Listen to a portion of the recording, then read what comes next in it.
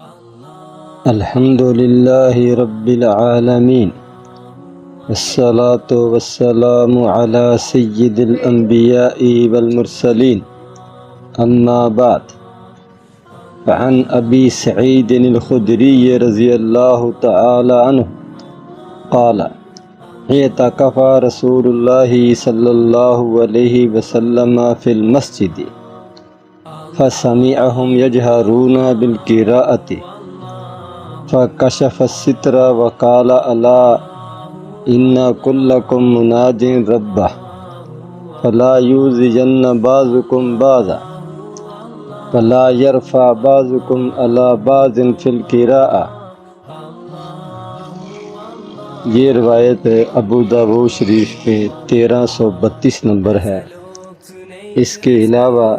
موطا امام مالک میں بھی ہے اور مسند احمد میں بھی ہے۔ اس حدیث میں یہ بتایا گیا ہے کہ ایک دفعہ نبی کریم صلی اللہ علیہ وسلم اعتکاف بیٹھے ہوئے تھے مسجد میں، تو آپ اپنے خیمے سے وہ سنا کہ لوگ صحابہ کرام نوافل وغیرہ پڑھ رہے ہیں، تو وہ اونچی آواز سے پڑھ رہے ہیں، اپنا اپنا الگ الگ پڑھ رہے ہیں لیکن اونچی آواز سے پڑھ رہے ہیں۔ تو آپ نے اپنے خیمے سے، جہاں آپ اعتکاف بیٹھے ہوئے تھے، وہاں سے پردہ ہٹایا اور ان کو مخاطب کر کے کہا کہ تم میں سے ہر ایک اپنے رب سے سرگوشی کر رہا ہے، اپنے رب سے باتیں کر رہا ہے، تو ایک دوسرے کو تکلیف نہ دو اور نہ ایک دوسرے پر آواز کو بلند کرو۔ قرآن مجید کی قرأت میں اور نماز کے اندر قرأت کرنے میں۔ تو اس حدیث سے یہ بات معلوم ہوئی کہ جہاں مختلف لوگ اپنی اپنی عبادت میں مصروف ہوں، وہاں اونچی آواز سے کسی ایک کا یا زیادہ لوگوں کا قرأت کرنا، پڑھنا، یہ درست نہیں ہے۔ اس سے دوسرے لوگوں کو تکلیف ہوتی ہے اور دوسرے لوگوں کو اپنی نماز میں، قرأت میں بھولنے کا خطرہ ہوتا ہے، غلطی کا امکان ہوتا ہے۔ اسی طرح مسلم شریف کی ایک روایت ہے، نبی کریم صلی اللہ علیہ وسلم کے پاس کچھ مہمان تھے جن کو آپ نے مسجد میں ٹھہرایا ہوا تھا، تو آپ کبھی کبھی ان کے پاس ملنے کے لیے آ جاتے، حال احوال پوچھتے، ان کی خدمت وغیرہ کی ضرورت ہوتی تو اس کا حکم دیتے۔ تو جب آپ ان کو ملنے کے لیے آتے تو ان کو سلام آہستہ سے کہتے، تاکہ جو جاگ رہا ہے وہ سلام سن لے اور سلام کا جواب دے لے، اور جو سویا ہوا ہے اس کی نیند خراب نہ ہو۔ اس سے بھی یہ معلوم ہوا کہ کسی ایسی جگہ پر جہاں پر اونچی بولنے سے کسی سونے والے کی نیند خراب ہوتی ہے، اسی طرح کسی نماز پڑھنے والے کی نماز خراب ہوتی ہو، اس کو بھولنے کا خطرہ ہو، تو وہاں پر اونچی آواز جو ہے وہ نہیں کرنی چاہیے۔ بہت سی جگہ پر دیکھا گیا ہے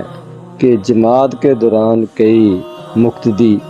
نماز پڑھنے والے وہ اونچی آواز سے پڑھتے ہیں، ساتھ والے کو تنگی ہوتی ہے، تکلیف ہوتی ہے۔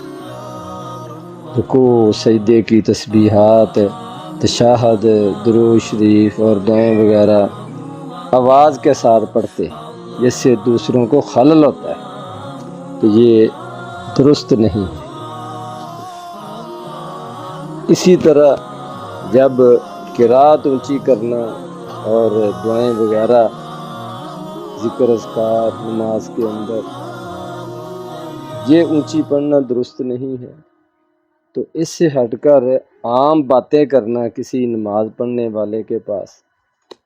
یا کسی قرآن مجید کی تلاوت کرنے والے کے پاس وہ باتیں کرنا، یہ کہاں درست ہو سکتا ہے؟ اس چیز کا ہمیں خیال رکھنا چاہیے۔ اگر کوئی آدمی نماز پڑھ رہا ہے تو اس کے پاس باتیں کرنا درست نہیں ہے، اور اس کے پاس اونچی آواز سے قرآن مجید کی تلاوت بھی درست نہیں ہے۔ آپ اونچی آواز سے قرآن مجید کی تلاوت کر سکتے ہیں، اونچی آواز سے نماز بھی پڑھ سکتے ہیں، نماز کی قرات بھی اونچی کر سکتے ہیں، اور تسبیحات وغیرہ بھی اونچی آواز سے آپ پڑھ سکتے ہیں، بشرطے کہ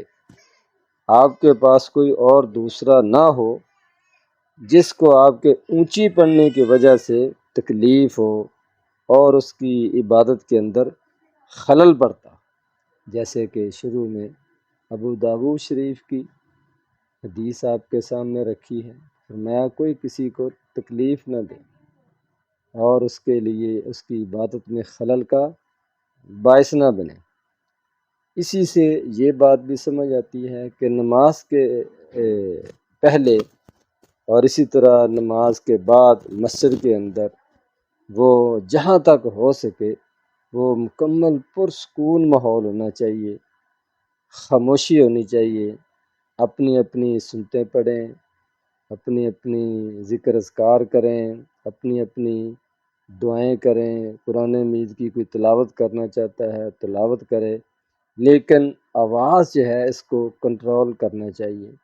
اونچی آواز سے تلاوت کرنا یا باتیں کرنا نماز سے پہلے یا نماز کے بعد، اس سے سنتے پڑھنے والے جو لوگ ہیں ان کو جو ہے وہ تکلیف ہوتی ہے اور ان کے لیے خلل کا یہ چیزیں باعث بنتی ہیں۔ اسی طرح کسی قسم کا اعلان کرنا نماز سے پہلے، وقت کا اعلان کرنا کہ تھوڑا وقت رہ گیا ہے، اشارہ کرنا، یہ بھی درست نہیں ہے۔ اور نماز کے فوراً بعد کسی قسم کا کوئی لمبا چوڑا اعلان، یہ بھی درست نہیں ہے اسپیکر پر یا اسپیکر کے بغیر، کیونکہ جو لوگ سنتے پڑھ رہے ہیں یا نماز مکمل کر رہے ہیں ان کے لیے یہ پریشانی کا باعث بنے گا۔ تو شریعت نے ہمیں یہ تعلیم دی ہے، اس کا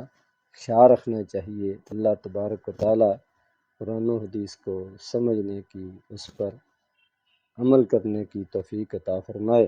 وآخر دعوانا الحمد للہ رب العالمین۔